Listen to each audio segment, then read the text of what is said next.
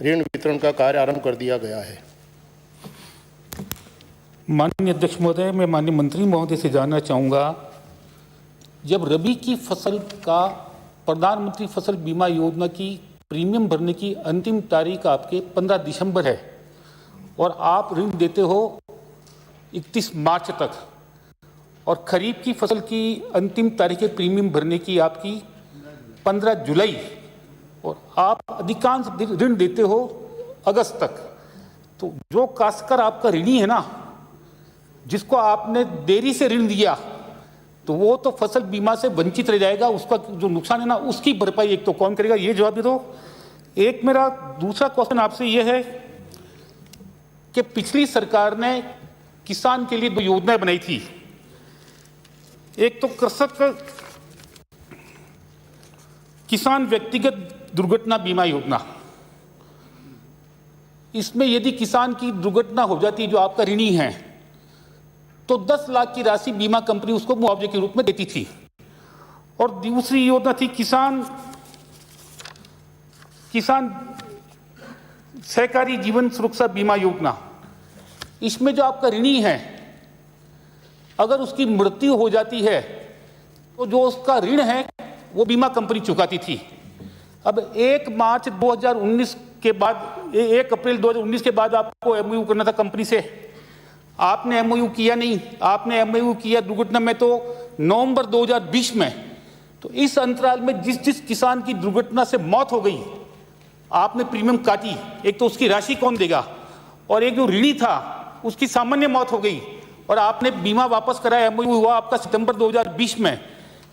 इस अवधि में कोई ऋणी अगर मृत्यु हो गई ऋणी की, तो उसका ऋण आप माफ करोगे कि नहीं करोगे, ये मेरा दूसरा क्वेश्चन। और तीसरा मेरा क्वेश्चन है, तीन में जवाब ही नहीं आ गए, 2 आप एक पूछो, आप दूसरा आप अभी थोड़ी एक साथ 3 मत पूछो भाई।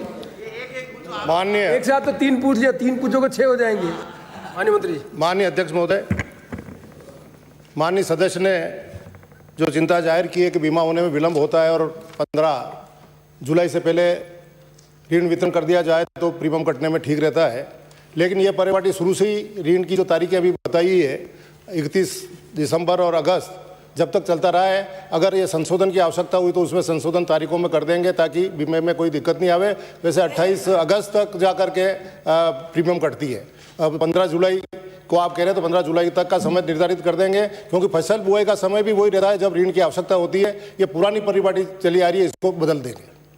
दूसरा, आपने बीमा के संबंध में पूछा, निसंदेह बीमा में विलंब हुआ है, इसको मैं भी मानता हूं, और किसी न किसी कारण से होता रहा, उसके लिए हमने जांच कमेटी बिठा दी है एडिशनल रजिस्ट्रार की अध्यक्षता में। तो वो जांच करके रिपोर्ट जब देगी, जब आपने जो बात बताई उससे पहले ही मेरे मन में आया था कि बीमा तो नहीं हुआ, ये मैं मानता हूँ, स्वीकार करता हूँ, इसलिए जांच कमेटी बिठा रखी है और जाँच रिपोर्ट आने पर अधिकारियों के खिलाफ सख्त कार्रवाई की जाएगी। नहीं माननीय अध्यक्ष महोदय, इस दौरान एमओयू सरकार ने लेट किया, कृषक का प्रीमियम कट गया, कृषक की कोई गलती नहीं इसमें। तो इस अवधि में जब बीमा कंपनी से एमओयू आपका लेट हुआ, उस दौरान किसी की दुर्घटना में मौत हो गई, तो उसका पैसा सहकारी बैंक देगी। और दूसरा, जो ऋणी जिसकी मृत्यु हो गई और बीमा आपने बीमा किया हुआ उसका, और आप उसका ऋण माफ करोगे, ये थोड़ा मुझे बता दो।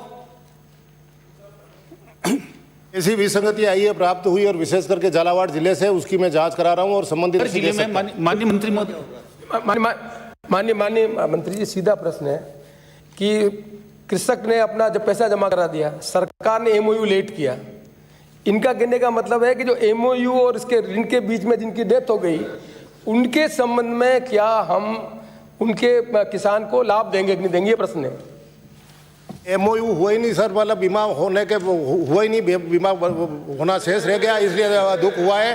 ये बात जांच का विषय और जांच की जा रही है। संबंधित अधिकारियों को दोषी जो बात सत्य है उसको स्वीकार करने में मुझे कोई आपत्ति नहीं है। जांच कराई जाए, जिन अधिकारियों ने लापरवाही की और किसानों के साथ इस प्रकार का अन्याय हुआ है तो उनकी सख्त कार्रवाई की जाएगी। अलग ढंग से प्रश्न लाए, इसको और जब विस्तृत चर्चा करेंगे, प्रश्न के संबंध में नहीं, अगले अलग ढंग से प्रश्न लाए, इसको मैं लव करूंगा। अगला प्रश्न।